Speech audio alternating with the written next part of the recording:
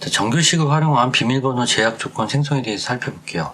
여기서는 마리아DB에서 지원하는 REGEXP라는 키워드를 공부해 볼 겁니다. REGEXP라는 키워드는요, 왼쪽에 처리할 문자열이 나오고요, 오른쪽에는 정규식 패턴이 나옵니다. 그래서 왼쪽에 있는 처리할 문자열이 오른쪽에 있는 정규식 패턴의 하나라도 일치를 하면은 1을 true예요.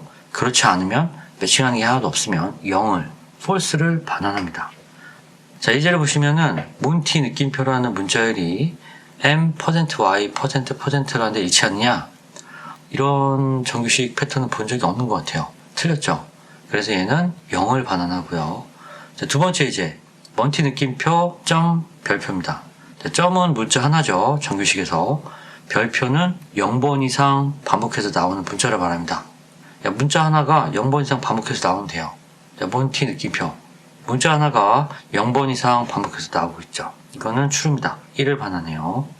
그 다음 세 번째, 소문자 A가 대문자 A, 소문자 A가 바이너리 대문자 A, 이렇게 나왔어요. 마리아DB의 정규식은요, 기본적으로 문자열을 대소문자 구분을 하지 않아요. 그렇기 때문에 소문자 A가 대문자 A냐? 맞습니다. 이거 1을 반환하고요. 소문자 A가 바이너리 대문자 A냐? 이거는 또 0을 반환합니다. 여기 쓴 바이너리라는 이 키워드 때문에 뒤에 있는 대문자 A는 대문자 A가 저장된 16진수 값으로 소문자 A하고 비교를 해요. 그렇기 때문에 이 둘은 완전히 다르죠. 하지만 바이너리나 그런 거 없이 그냥 기본값으로 이렇게 써주게 되면요, 기본적으로 마리아DB에서는 정규식이 영문 대소문자를 구별하지 않기 때문에 똑같다라고 나옵니다. 각각 1과 0이 나옵니다. 네 번째, 소문자 A가 꺽쇠하고 위쪽 꺽쇠에다가 대괄호 안에 A-D라고 쓰여져 있습니다. 대괄호를 쳤다는 거는 이 안에 있는 문자열들이 하나라도 나오면 된다는 거죠.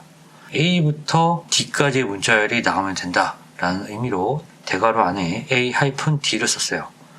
맨 처음에 시작해야 된다라는 거죠. 위쪽 꺽쇠. A와 D를 포함한 A, B, C, D, 이 문자열로 시작하는 거면 되는 거예요. 그렇게 되면 정규식 패턴에 맞는 겁니다. A부터 D 사이에 있는 아무 문자열로 시작하기만 하면 되는 겁니다. 그렇게 해서 예제 4개를 살펴봤고요. 실행을 해볼게요. 순서대로 맨 위에부터 보겠습니다. 얘는 정규식 패턴이 틀렸죠. 0이 나옵니다. 얘는 하나의 문자가 0번 이상 반복돼서 나오면 돼요. 몬티 나오고 있죠? 정규식 패턴이 일치하고 있습니다. 세 번째, 소문자 A가 대문자 A냐? 전혀 대소문자 구분 안 합니다. 같다고 표현하고 있고, 하지만 소문자 A와 바이너리 대문자 A는 다릅니다. 왜냐하면 바이너리 대문자 A는 저장된 실제 값인 16진수 값으로 인식되기 때문에 소문자 A와는 전혀 다릅니다. 따라서 0이 출력됩니다. 네 번째 결과입니다. 소문자 A는 A, B, C, D 문자열로 시작되기만 하면 된다. 패턴이 맞죠? 1이 출력됩니다. 이번에는 정규식의 표현을 활용해서 비밀번호 생성 제약 조건을 체크하게 해보겠습니다. 보통 어떤 사용자가 회원가입을 하거나 아니면 일정 주기가 지나서 비밀번호를 바꿀 때 사이트에서 제공하는 규칙들이 있죠. 예를 들면은 특수문자 최소 1개 이상은 포함해야 되고, 영문과 숫자는 조합되어야 되고, 최소 몇 자리부터 몇 자리까지 되어야 된다. 이런 조건들이 있잖아요. 이거를 입력을 받아가지고 SQL이나 프로시저, 펑션 이런 걸로 체크를 해가지고 잘 만들어졌는지를 볼 수가 있어요. 근데 여기서는 정규식을 이용해서 그 작업을 해보겠다는 얘기입니다. 일단 사용자가 입력한 값은 골뱅이 PSWD에다가 넣을 거예요. 그리고 나서 한번 찍어주고, 두 번째에는 그 패스워드가 REGEXP라는 정규식 판별 키워드를 통해서 우리가 규정한 정규식을 통과할 수 있느냐, 매칭하는 게 하나라도 있느냐라는 걸 판별해 볼 겁니다. 조건만 바꿔가지고 지금 아래로 쭉 나열이 된 거예요. 그 조건이라는 거는 우리가 입력하는, 사용자가 입력하는 패스워드가 되겠죠. 여기서는 정규식은 설명하지 않을 거예요. 정규식이 아니라 REGEXP를 설명하는 시간이기 때문에 뒤에 있는 것들은 따로 설명드리지 않겠습니다. 실행을 한번 해보겠습니다. 첫 번째 입력받은 값은 이 느낌표 F예요. 특수문자 느낌표 들어갔고 2와 그 F, 영어와 숫자 조합이죠. 그런데 4자리가 되질 않아요. 그렇기 때문에 얘는 유배됩니다. REGXP는 0을 리턴합니다. 맨 아래 가보시면은 0이 나와있죠. 두 번째 예제입니다. 이 느낌표 ABCD 숫자 2 들어갔고 느낌표 특수문자 들어갔고 ABCD 영문자 들어갔고 합해가지고 6자리예요. 당연히 이건 통과입니다. 1이 나옵니다. 자, 세 번째입니다. 자, 20 ABCD 하나 빠졌죠. 특수문자가 빠져있습니다. 그럼 얘도 유예가 됩니다. 0이 나옵니다. 네 번째입니다.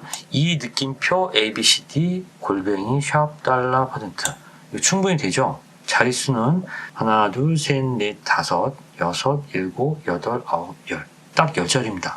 훌륭한 패스워드예요. 1이 나옵니다. 자, 이번에는 조건 다 부합하는데 10자리를 넘어가 버렸어요. 자릿수에서 부합하지 않죠. 따라서 얘는 0이 나옵니다. 자, 어떻게 보면은 정규식처럼 이렇게 간단하고 쓰기 좋은 건 없는 것 같아요. 하지만 이 정규식을 쓸 때 혹시나 생각하지 못했던 그런 예외들을 갖다가 놓칠 수도 있기 때문에 패스워드 규칙 같은 것들은 펑션을 통해서 만들기를 좀 권장드리고 싶어요. 왜냐하면 이 프로그래밍이라는 거는 한 사람이 아무리 잘 만들어놔도 다른 사람이 와서 그걸 고칠 수가 없으면요. 그 회사 자체는 아무래도 좀 마이너스가 되는 경향이 있어요. 그렇기 때문에 웬만하면 다른 분들이 편하게 손쉽게 개발할 수 있는 공통의 도구를 갖고 개발하기를 권장드려요. 물론 정규식 전문가들만 많은 개발자들이 가득 차 있으면요. 정규식 쓰시는 게 맞아요. 자, 이렇게 해서 이번 시간에는 특수문자, 영문 숫자 조합 이런 것들을 정규식으로 한번 처리해보는 작업을 진행해봤습니다. 그리고 그때 REGEXP라는 마리아DB에서 제공하는 키워드를 사용해봤습니다.